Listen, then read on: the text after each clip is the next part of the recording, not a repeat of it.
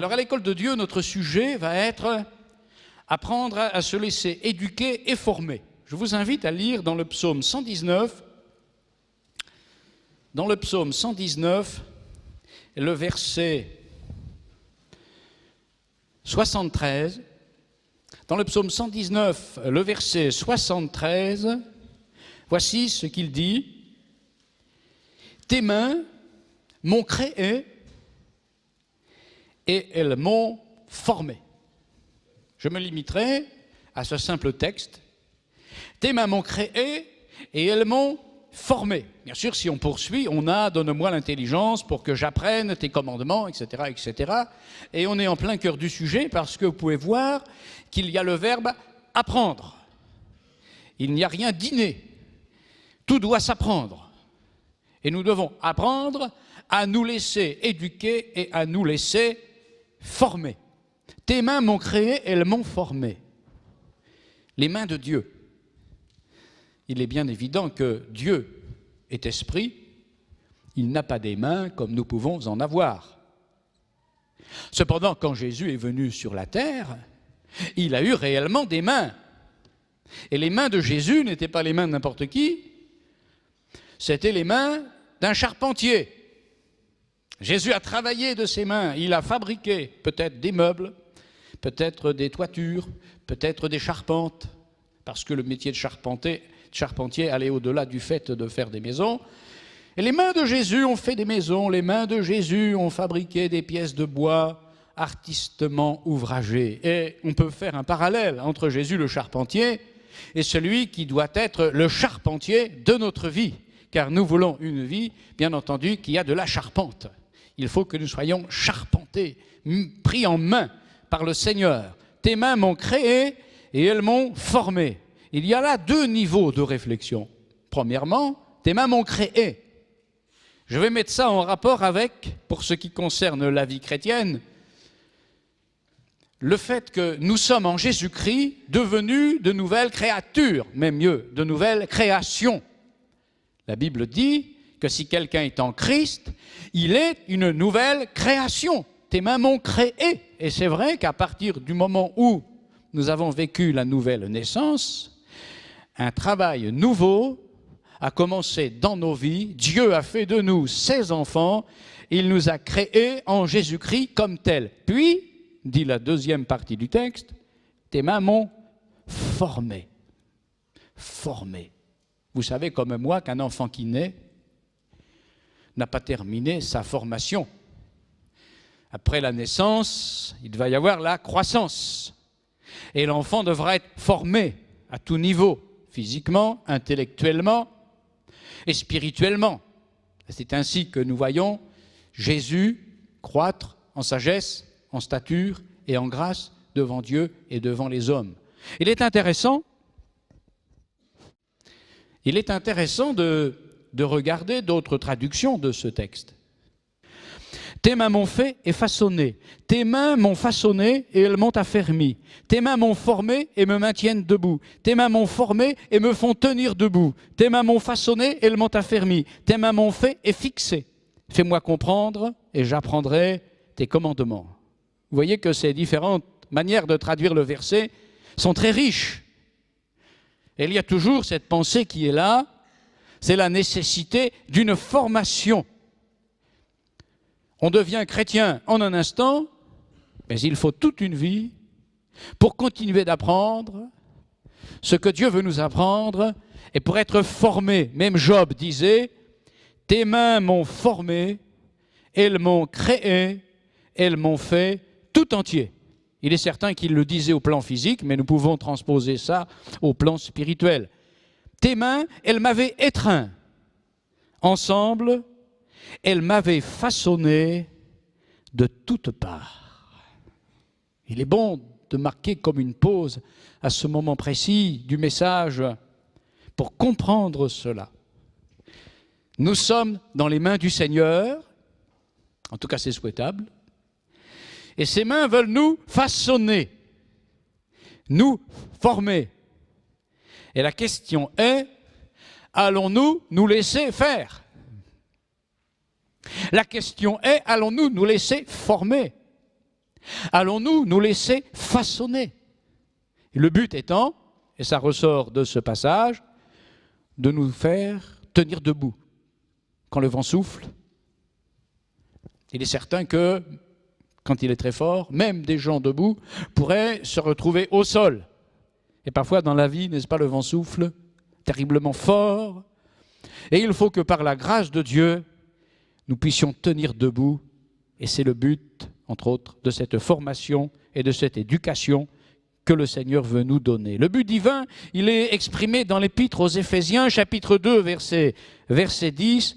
« Nous sommes son ouvrage, ayant été créés en Jésus-Christ pour de bonnes œuvres que Dieu a préparées d'avance afin que nous les pratiquions. » Une autre version dit « Ce que nous sommes, nous le devons à Dieu. Il nous a recréés en Jésus-Christ pour nous faire accomplir dans la communion avec lui les bonnes actions qu'il a préparées depuis longtemps pour nous. » Et lorsque Paul parle à Timothée du but de la Bible, il dit que ces saintes écritures ont été inspirées par Dieu pour que l'homme de Dieu soit accompli, propre à toute bonne œuvre, parfaitement préparé et équipé, prêt pour accomplir toute bonne œuvre. Et avant d'aller plus loin, il faut que nous nous posions la question de savoir quelle est notre part dans cette affaire.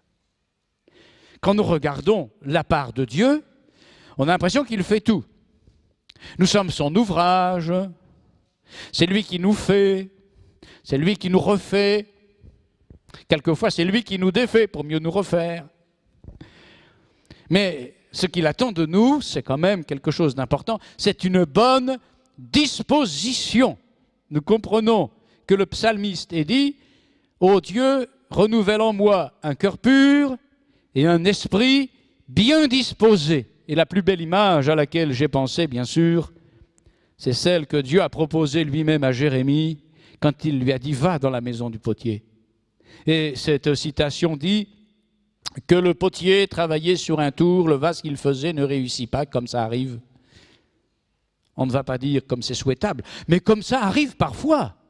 Qui n'a jamais fait l'expérience de se dire que le vase qui est en train de se faire, finalement, il ne prend pas la bonne forme.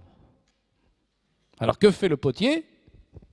Il reprend l'argile en main, il refait un autre vase, comme il le veut. La Bible dit, il en refit un autre vase tel qu'il trouva bon de le faire, et le Seigneur dit, ne puis-je pas agir ainsi envers vous, maison d'Israël? Et nous pouvons nous appliquer pour chacun d'entre nous l'interpellation, ne puis-je pas agir ainsi envers vous? Et le Seigneur te dit, ne puis-je pas agir ainsi envers toi? C'est une question de disposition. Comment pourrions-nous qualifier ces dispositions? Je suggère que l'on parle de docilité, que l'on parle de souplesse, que l'on parle de flexibilité entre les mains du Seigneur. Je propose que l'on dise que nous devons rester enseignables. C'est vrai que beaucoup de dictionnaires ne rendent pas témoignage à ce mot. Mais je crois qu'il est bien quand même de l'employer, même si c'est un mot fabriqué, parce qu'il dit bien ce qu'il veut dire.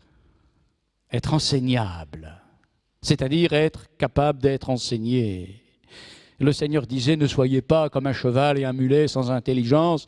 C'est vrai que ces animaux, en tout cas le cheval, a besoin, n'est-ce pas, d'avancer à coups de cravache, à coups d'éperon dans les flancs.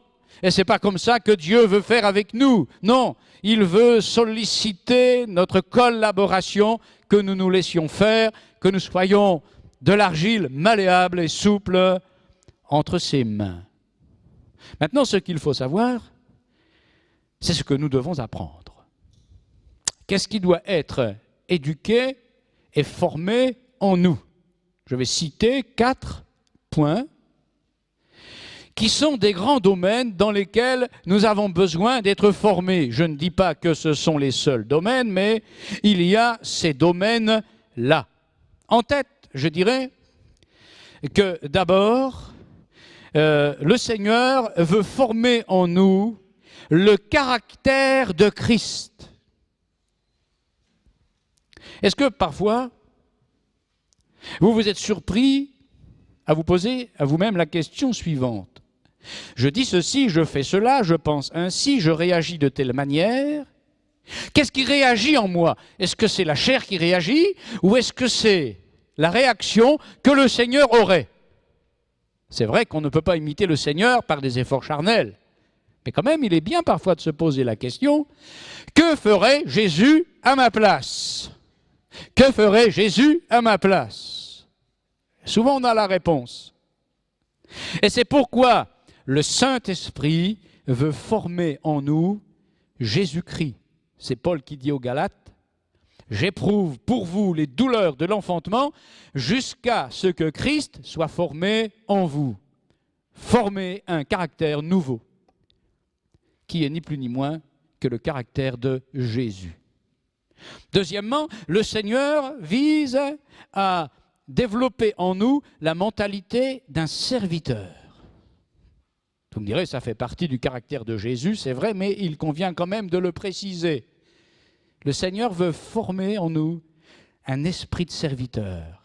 Comme Paul le disait lui-même, « Je me suis rendu le serviteur de tous. » Troisièmement, le Seigneur veut former en nous l'acquisition de connaissances spirituelles et bibliques, en vue de les appliquer bien sûr, parce que emmagasiner de la connaissance sans que ça change quoi que ce soit à notre vie, c'est vain et inutile, et même ça attire sur nous un plus grand jugement, puisque nous sommes plus responsables dans la mesure où nous en savons davantage.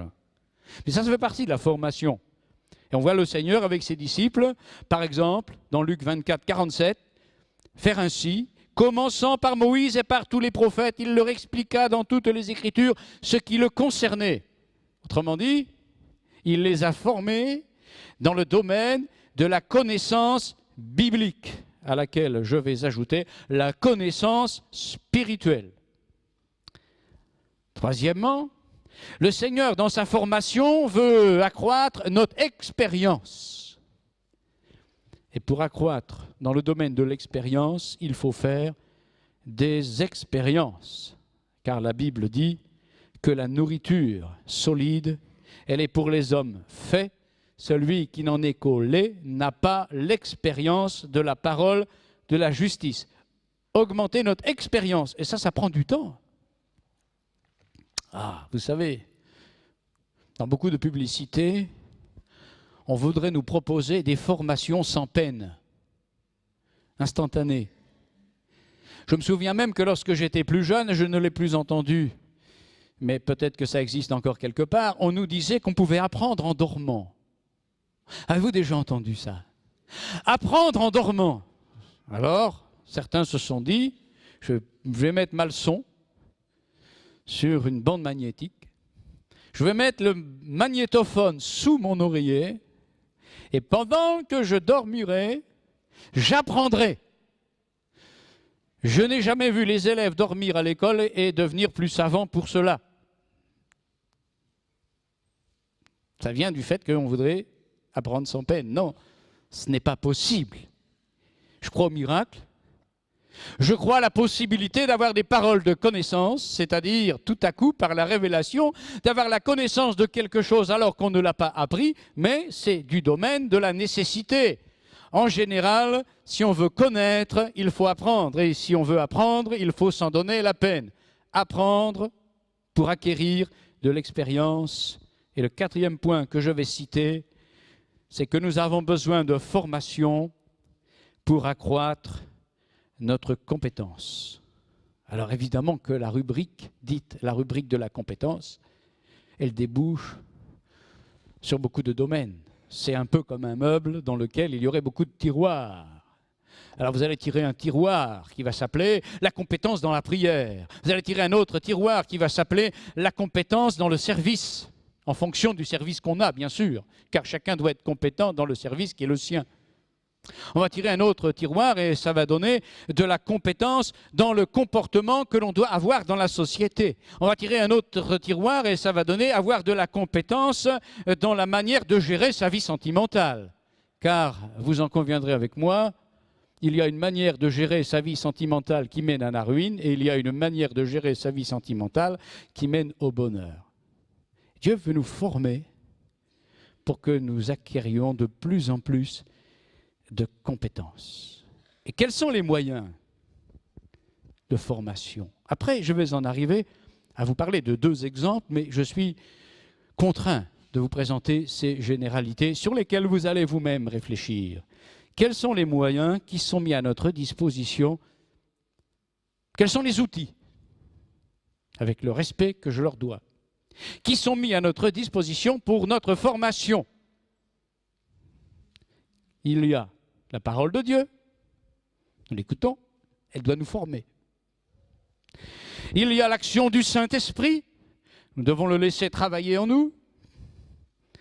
Il y a les circonstances de la vie, les épreuves. Il ne faut pas en parler à la légère, ni avec arrogance ou désinvolture, car les épreuves ne nous forment que quand nous les surmontons avec la grâce du Seigneur. Sinon, elles nous déforment. Et il n'y a pas de résultat automatique. Je le redirai vers la fin. La parole de Dieu, le Saint-Esprit, les circonstances et les épreuves. Puis il y a les autres aussi. Il y a les autres que Dieu utilise pour nous former. Les autres de manière générale.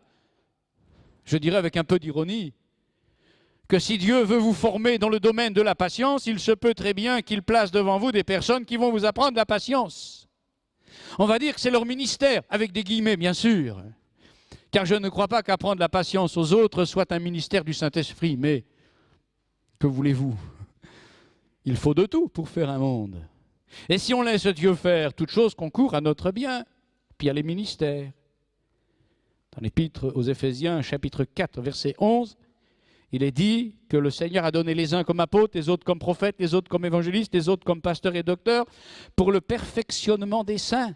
C'est quoi le perfectionnement? Une autre traduction dit, par ses dons, le Christ a voulu former ceux qui appartiennent à Dieu. Ainsi, ils peuvent accomplir leur service de chrétiens pour construire le corps du Christ. Ailleurs, tous ces dons ont été accordés pour le perfectionnement des chrétiens, afin qu'ils soient tous convenablement équipés dans leur service et que chacun soit rendu capable d'exercer son ministère. Une autre traduction dit, il a fait don de ces hommes pour que ceux qui appartiennent à Dieu soient rendus aptes à accomplir leur service. Donc Dieu a pourvu. Il a abondamment pourvu. Nous avons tout en lui. Et la question est, avons-nous la bonne vision de la nécessité d'une formation? Je pose la question parce que si c'est évident pour les uns, ce n'est pas toujours évident pour les autres. Il y a des gens qui pensent que du moment qu'on est converti et qu'on s'est fait baptiser, c'est bon, maintenant on se laisse vivre. Ce n'est pas tout à fait la bonne conception des choses. Et Dieu voudrait que nos yeux s'ouvrent sur la nécessité d'être formés entre ses mains. D'où quelques questions que nous devons nous poser à nous-mêmes. Voici ces questions, je vous les propose. Nous considérons-nous comme étant à l'école de Dieu pour apprendre à être éduqués et formés? C'est la question. Est-ce que, avant même d'écouter cet enseignement, nous le savions déjà? Est-ce que nous l'avions déjà accepté? Parce que le savoir est une chose, l'avoir accepté, c'en est une autre. Est-ce que nous recevons la parole de Dieu dans ce but? Ça veut dire, est-ce que nous écoutons la parole dans le but de dire, Seigneur, je veux apprendre de toi par ta parole, afin d'être formé pour savoir comment je dois me comporter. Troisième question.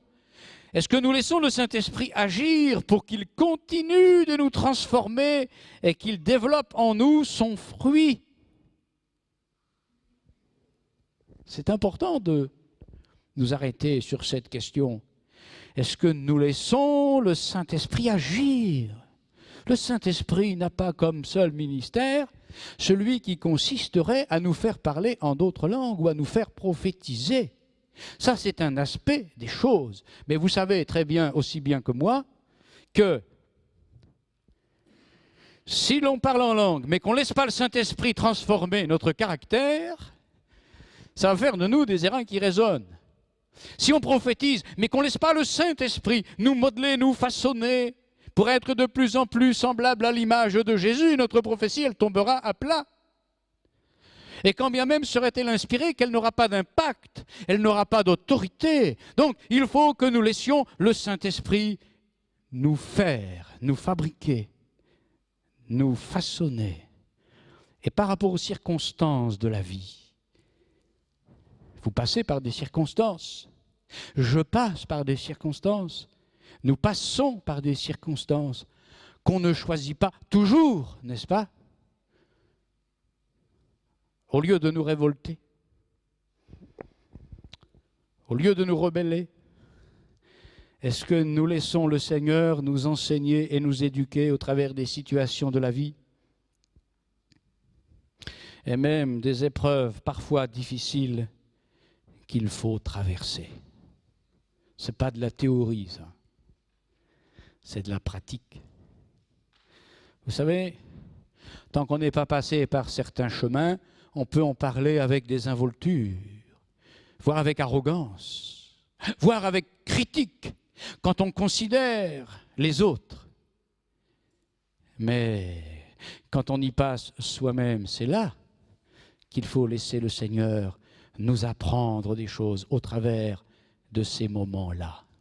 Dieu veut nous former, il veut nous éduquer.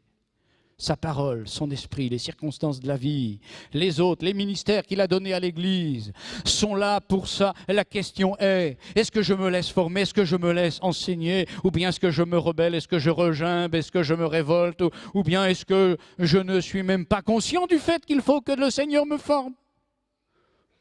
Prenons 2 exemples.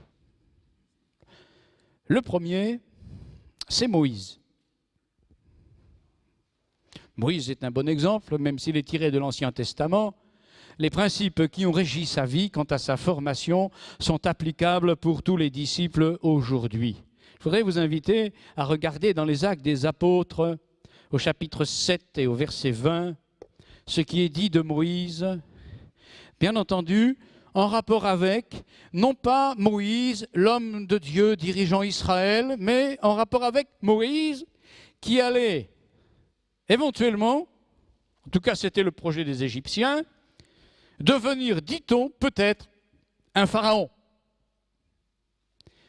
Il ne l'est jamais devenu. Je dirais, Dieu a fait de lui mieux qu'un pharaon. Parce que les pharaons aujourd'hui, on les retrouve dans les sarcophages. Et dans quel état? On ne sait même pas toujours leur donner un nom. Tandis que le corps de Moïse, lui, il n'a jamais été déposé vraiment dans un sarcophage. Le corps de Moïse a eu une destinée exceptionnelle dont je n'ai pas le temps de vous parler, mais surtout la vie de Moïse.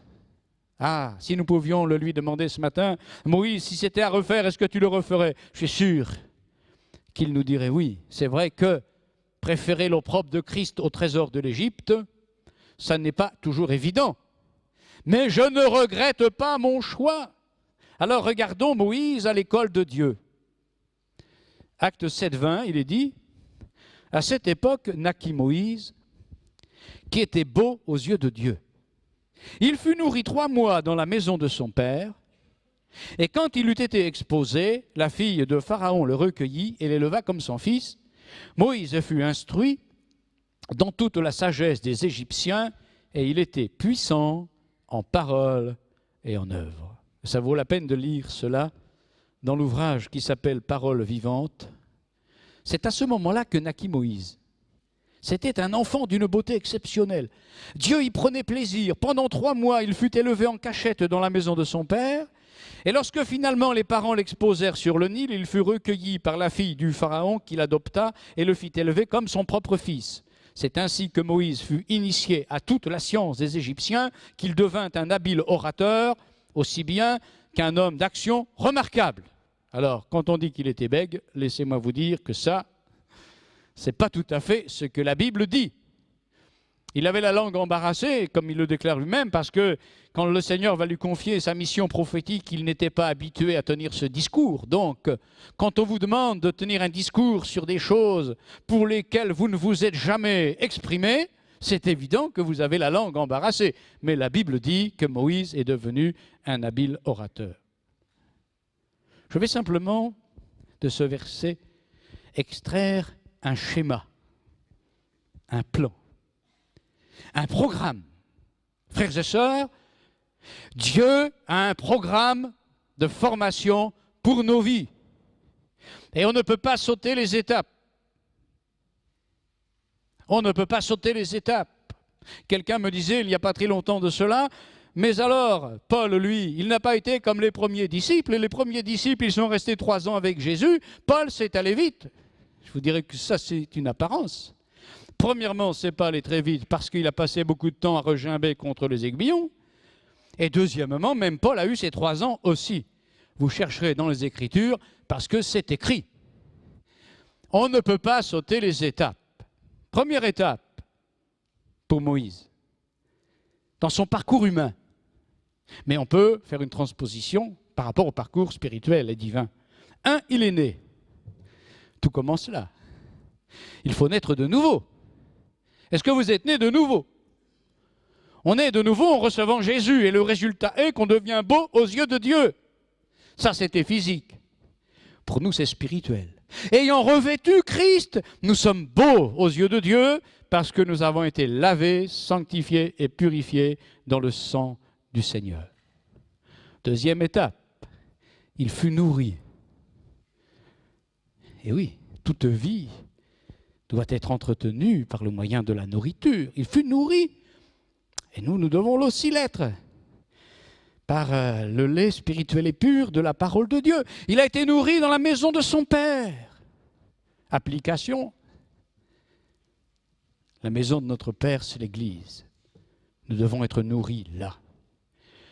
L'Église est un centre de formation spirituelle.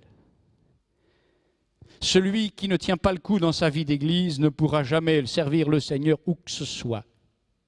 Celui qui dirait « je vais aller me former je ne sais pas où parce que je ne supporte pas l'Église » est sûr d'échouer. Parce que quand il reviendra, ce sera pour servir qui? L'Église. Que Dieu soit béni pour l'Église. C'est là qu'on apprend. Il fut nourri dans la maison de son Père. Ensuite, il est dit qu'il fut exposé. Dans l'autre traduction, ça dit la même chose. Les parents l'exposèrent sur le Nil. C'est quoi ça dans la formation? Ça veut dire que par moments, nous passons par des périodes où nous sommes soumis à la tentation. On est exposé. Le chrétien, il est exposé quand il va à son travail, quand il va dans son université, dans son école. Il est exposé à la difficulté, confronté à la souffrance, confronté à des contradictions et à des contradicteurs. Il faut être exposé. Ensuite, il est dit qu'il fut élevé. La fille de Pharaon l'éleva comme son fils. Il faut aussi que nous soyons élevés, pas seulement dans le sens de l'élévation, ce qui intéresse beaucoup de gens, mais dans le sens de l'éducation. Elle l'éleva comme son fils, pour que l'enfant puisse devenir un fils. Et dans la parole de Dieu, il y a le chrétien enfant, qui se comporte comme un enfant, qui raisonne comme un enfant, qui vit le jour comme s'il était dans la cour de récréation de l'école maternelle. Il ne faut pas en rester là, même si c'est un passage obligatoire. Il faut devenir fils. Et dans le sens biblique, le fils, c'est celui qui est responsable, qui assume, qui a atteint un stade d'adulte dans le Seigneur. Et après, il est dit qu'il fut instruit tant qu'il a reçu une formation plus poussée dans le cadre des Égyptiens, c'était pour devenir un serviteur efficace. Il est écrit, n'est-ce pas? Il fut instruit dans toute la sagesse des Égyptiens. Laissons la sagesse des Égyptiens. Les historiens nous diront ce qu'ils en pensent dans le domaine scientifique, dans le domaine astronomique, dans le domaine médical. Pour nous, ce n'est pas trop notre préoccupation. Nous avons une sagesse dans laquelle nous devons être instruits. Quelle est cette sagesse? C'est la sagesse de Dieu. Nous avons besoin d'être initiés à la sagesse de Dieu, à la science de Dieu, à la pensée de Dieu. Il faut cette formation. Et le résultat, c'est que Moïse devint puissant en parole et en œuvre, un homme d'action remarquable, dit l'autre traduction, et le résultat, c'est que nous devenions des serviteurs et des servantes dans l'Église. Que Dieu nous aide. Alors, voyez-vous, je vous invite à considérer ce petit schéma. Est-ce que vous pouvez vous mettre dedans? Naître, être nourri, être exposé, être élevé, être instruit. Est-ce que vous pouvez vous mettre dedans? Oh, n'essayez pas d'atteindre le dernier échelon tout de suite. Il faut commencer par le premier. Et puis, avec le temps, il faut laisser le Seigneur travailler dans nos vies. L'autre exemple, c'est David. David. À plusieurs reprises, depuis le commencement, j'ai employé le verbe « élever ». Et effectivement, dans le psaume 89, verset 20, Dieu dit « J'ai élevé du milieu du peuple un jeune homme ». Quand on regarde objectivement la vie de David, on ne peut pas dire que ce garçon, que cet homme plus tard, n'ait fait que des beaux exploits. C'est vrai qu'il a dit avec Dieu, nous ferons des exploits, mais tous les exploits de David n'ont pas été divins. Et pourtant, David va recevoir un compliment. Vous connaissez ce compliment? Il attire notre attention sur sa disposition fondamentale. C'est que Dieu va dire de lui que c'était un homme selon son cœur, parce qu'il s'est laissé élever. Et c'est ainsi que ce verset, on pourrait le transcrire de la manière suivante. J'ai éduqué, j'ai formé, j'ai fait grandir du milieu du peuple un jeune homme. Le Seigneur avait des regards sur le jeune berger qu'il était. Tout le monde le méprisait, à commencer par ses frères, mais Dieu avait ses regards sur lui et il a dit, c'est lui, je le veux, je vais l'élever, je vais l'éduquer, je vais le former et j'en ferai un homme qui sera selon mon cœur. Ce n'est pas d'une manière naturelle que David était selon le cœur de Dieu. D'ailleurs, pour que vous puissiez vous en rendre compte, j'ai voulu savoir comment d'autres traductions de la Bible traduisaient cette pensée, l'homme selon le cœur de Dieu. Alors, vous avez ceci, d'abord dans Actes 13, 22, « J'ai trouvé David, homme selon mon cœur, qui accomplira toutes mes volontés. » Dans une autre traduction, ça donne « En David, fils d'Isaïe, j'ai trouvé un homme qui correspond à mes désirs. Il accomplira toute ma volonté. » Ailleurs, je me susciterai un sacrificateur fidèle, il fera selon ce qui est dans mon cœur et dans mon âme. Il agira selon ma pensée et selon mes désirs. Ailleurs, on a un peu la même chose. L'Éternel a décidé de se chercher un homme qui corresponde à ses désirs et de l'établir chef de son peuple. Vous voyez, tout tourne autour en réalité, d'une disposition.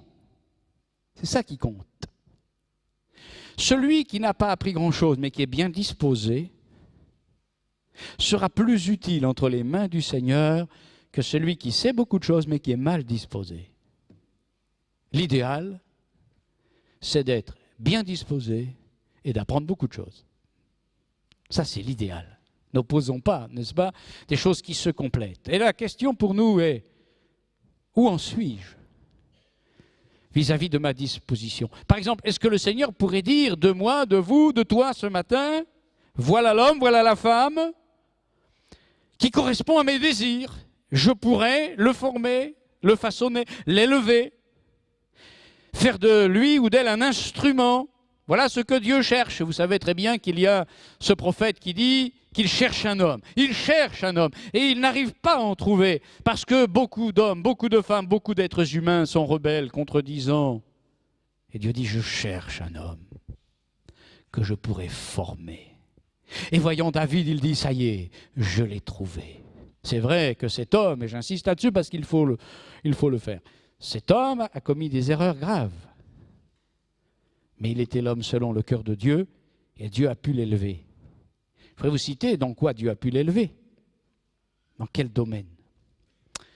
Eh bien, Dieu a pu l'élever dans le domaine du caractère. Il y a ce texte qui dit, c'est David qui le proclame, « Je deviens grand par ta bonté. » Je deviens grand. C'est quoi la grandeur? La vraie grandeur, la Bible le dit, ce qui fait le charme d'un homme, c'est sa bonté. Je deviens grand. Dieu l'a éduqué à obéir à sa parole. Parce que, à plusieurs reprises, il a transgressé. Il a même eu une fois mort d'un homme qui s'appelait Uza, parce qu'on transportait l'arche en dépit des recommandements divins. Alors il a appris à obéir à la parole de Dieu. Il a appris à laisser les autres le former. Il y avait Samuel, qui était son conseiller spirituel, et à un moment donné, on le voit se réfugier auprès de Samuel. Il a appris par le contact des autres. Il a appris par les épreuves aussi. Oui. Quand il a dit « Je ne crains aucun mal », c'est parce que d'abord il a eu mal, et il a appris de Dieu à ne pas laisser le mal le détruire. Car quand on a mal, on peut être détruit. Si vous avez mal dans l'âme, si vous avez mal dans le cœur, si vous avez mal dans la pensée, mal dans la tête, eh bien, vous pouvez très bien avoir la mauvaise réaction. C'est humain, ça se comprend. Et que celui qui n'a jamais eu de mauvaise réaction jette le premier la pierre à celui qui en a éventuellement. Mais dans un deuxième temps, il se ressaisissait. Et il disait, tu oins d'huile ma tête, cette tête souvent douloureuse. Et j'ai appris à l'école du Seigneur, pouvait-il dire, à ne craindre aucun mal. Il a appris par la parole de Dieu, il a appris par les circonstances, il a appris par les autres, il a appris Dieu à le former. Et je vais finir par les apôtres et les disciples. Parce que c'est vrai, j'ai pris là des exemples dans l'Ancien Testament. Moïse pour montrer le programme de formation, David pour montrer la disposition qui permet la formation, et j'en arriverai à vous parler des apôtres. Jésus disait dans Matthieu 4, 19, « Suivez-moi, et je ferai de vous des pêcheurs d'hommes. » Je ferai de vous. Ah, ça c'est intéressant, hein? Je vais faire de vous. Je vais faire de vous. Et on pourrait s'imaginer que la chair, saisissant l'expression, s'en glorifie. Vous allez voir ce que Dieu va faire de moi. Mais ce n'était pas tout à fait le propos du Seigneur que de flatter la chair. C'est pourquoi on peut admettre cette autre traduction, c'est « je vous ferai pêcheurs d'hommes ». C'est pas seulement « je ferai de vous », c'est « je vous ferai ». Pouvons-nous marquer une pause pour laisser, en quelque sorte, venir en nous ce que ça signifie. Je vous ferai pêcheurs d'hommes. Je vous ferai. C'est le Seigneur qui les a faits. Pour employer une expression un peu raccourcie, ce n'est pas parce qu'on va à la pêche qu'on est un pêcheur. C'est parce que on est pécheur, dans le sens de pécher, pas dans le sens d'offenser Dieu. C'est parce qu'on est pécheur qu'on pêche. Ce n'est pas parce qu'on peint qu'on est un peintre, sans offenser qui que ce soit. Mais c'est parce qu'on est peintre qu'on peint. Ce n'est pas parce qu'on adore qu'on est adorateur. Ça peut être simplement de l'expression verbale. Mais c'est parce qu'on est adorateur intrinsèquement que l'on peut adorer. C'est parce qu'on est intercesseur qu'on intercède. Et le Seigneur s'applique, n'est-ce pas, à former le pêcheur d'hommes plutôt qu'à apprendre à l'homme des techniques de pêche. Vous savez, vous pouvez avoir même dans le domaine manuel ou professionnel 2 catégories de gens. Vous avez les personnes éventuellement qui, admettons, pourraient être menuisiers. Bon, je n'ai rien contre les menuisiers parce que j'estime qu'il en faudrait beaucoup plus. C'est pourquoi justement je vais dire cela, pour féliciter les vrais menuisiers. Celui qui va au centre d'apprentissage, on lui a appris à faire une chaise. Toute sa vie, il fera des chaises toujours de la même manière, sans s'occuper de savoir si c'est adapté aux besoins ou à la morphologie de la personne qui va s'asseoir dessus. Moi, on m'a appris comme ça, je ferai toujours comme ça. Il fera faillite. Puis vous avez l'autre, qui est vraiment menuisier. Pas parce qu'il fait de la menuiserie, mais parce qu'il a la fibre. Alors lui, d'abord, il regarde les besoins, la morphologie des personnes, les pièces dans lesquelles iront les meubles qu'il va fabriquer, et avec son génie créateur, il va vous faire la pièce unique, la chaise dont tout le monde va parler et qui après aura sa place éventuellement au musée de la chaise. Je n'ai pas dit au cimetière du Père-Lachaise, parce que ça, c'est pour les autres. Vous voyez ? Et c'est ça que le Seigneur veut s'appliquer à faire en nous. Il ne veut pas nous apprendre à pécher. Il veut faire de nous des pêcheurs d'hommes. Il ne veut pas nous apprendre à évangéliser. Il veut faire de nous des proclamateurs de l'évangile, ce qui n'est pas la même chose. Il ne veut pas nous apprendre des techniques pour adorer. Il y en a qui ont des techniques pour adorer. Le Seigneur veut faire de nous des adorateurs. Je ferai de vous des pêcheurs d'hommes, je vous ferai. Et quand on regarde le résultat du travail, dans l'Épître aux Galates, il y a cette confession de Paul qui dit « Celui qui a opéré en Pierre pour l'apostolat a opéré en moi. Celui qui a agi en Pierre pour qu'il soit l'apôtre des Juifs a aussi agi en moi pour que je sois celui des non-Juifs. » Ce qui revient à dire, celui qui a fait de Pierre l'apôtre des païens a aussi fait de moi l'apôtre. Pardon. Celui qui a fait de Pierre l'apôtre des circoncis a fait de moi l'apôtre des païens. Il a fait de moi. Il a fait de moi. Est-ce que ce matin, nous pourrions nous considérer comme étant sur l'établi du divin menuisier, charpentier ou potier? Et puis voilà, le Seigneur est en train de faire de nous quelque chose. D'abord, un bon disciple.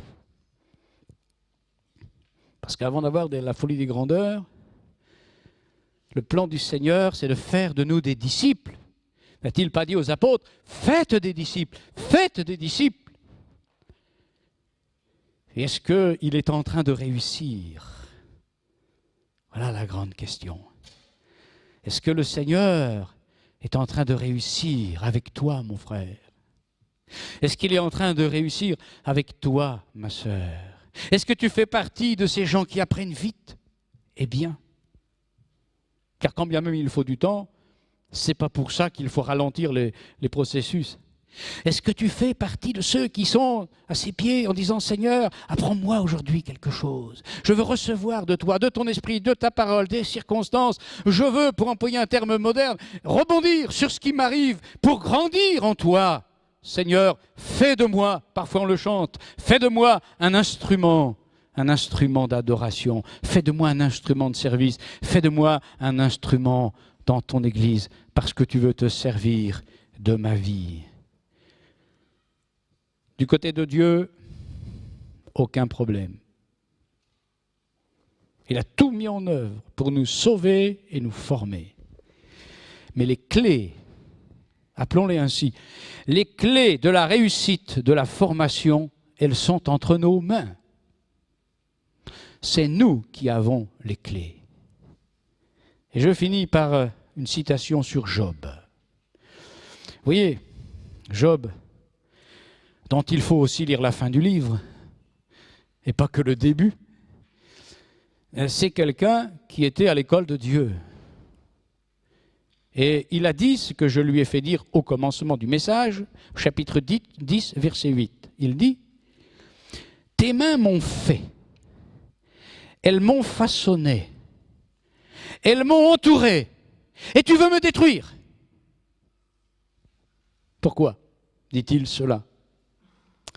Parce qu'il passe par des moments très difficiles, il ne sait pas comment interpréter ce qui lui arrive, et il se demande si Dieu ne veut pas le détruire. Ne dis pas ce matin, je souffre ceci, je souffre cela, donc Dieu peut-être veut me détruire. Mais non! Parce que si Dieu voulait te détruire, il n'aurait pas permis que tu te convertisses, comme ça c'était assuré d'avance. Et Job a compris que Dieu le formait. Encore une fois, n'est-ce pas? Ne parlons pas de ça à la légère. Alors il continue. Je vais lire la traduction dite en français fondamental. Pas la traduction classique, l'autre. Ce sont tes mains qui m'ont créé, formé, et maintenant elles se resserrent sur moi, et tu veux me détruire. C'est-à-dire qu'il passe par des moments dans lesquels il a l'impression que la main de Dieu ne le façonne pas, mais la main de Dieu l'oppresse. La main de Dieu le presse et l'oppresse. Puis après il se ressaisit et il dit, souviens-toi, tu m'as modelé comme un objet d'argile. Et tu veux me changer en poussière? Non, ça c'est pas du tout l'intention de Dieu. C'est comme quoi, n'est-ce pas, quand Dieu nous forme, on peut passer par des sentiments contradictoires parfois. Comme on garde du lait au fond d'un pot pour le rendre épais un jour, tu m'as formé dans le ventre de ma mère, tu m'as couvert de muscles et de peau, tu m'as tissé d'eau et de nerfs, puis tu m'as donné la vie gratuitement et tu as veillé sur moi avec soin. Voyez-vous, dans son combat intérieur, il se demandait où Dieu voulait en venir avec lui. Puis après, il a compris que Dieu était en train de le former. Et à quelle école? Ça, c'est une école dont il faudra qu'on parle. L'école de la souffrance. Et pour lui, elle a été particulièrement dure, cette école. Pour lui et sa femme. Car je maintiens que cette femme, si souvent critiquée, le Seigneur ne l'a pas jugée sévèrement, puisque c'est par elle que Job va avoir d'autres enfants, parce qu'elle, elle a perdu ses enfants qu'elle avait portés elle-même dans son sein, et elle voyait son mari se décomposer devant ses yeux. Et elle se demandait certainement ce qu'elle allait devenir. Alors elle a dit les paroles fortes. Qui n'a jamais eu la tentation d'en dire aussi? Elle a souffert, ils ont souffert comme couple. Et leur couple est resté uni malgré l'épreuve. Ils étaient à l'école de Dieu. Mon frère, tu es à l'école de Dieu. Et à la fin de cette école, il y a eu, pas le diplôme, mais le contrôle.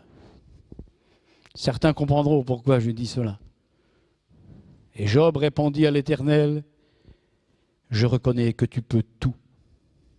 Mon oreille avait entendu parler de toi, mais maintenant mon œil t'a vu, et l'Éternel lui accorda le double de ce qu'il avait possédé. » Job, à l'école du Seigneur, a remporté avec succès l'examen.